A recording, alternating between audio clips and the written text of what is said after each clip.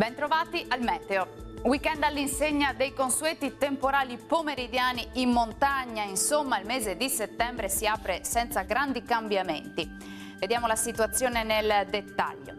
Sul Veneto ampio soleggiamento ovunque al mattino, di pomeriggio invece le zone dei rilievi saranno soggette alla formazione di rovesci e temporali, a tratti anche forti, in locale sconfinamento alle pianure.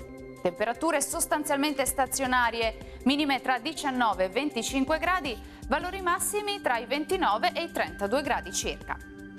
Ci spostiamo ora sul Friuli Venezia Giulia, dove avremo una giornata soleggiata pressoché ovunque. Il cielo sarà al massimo poco nuvoloso, salvo per isolati piovaschi possibili solamente sui confini alpini.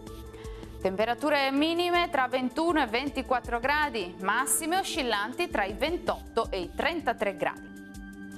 Bel tempo sul Trentino Alto Adige, quantomeno al mattino, ma peggiorerà col passare delle ore con l'arrivo di qualche pioggia.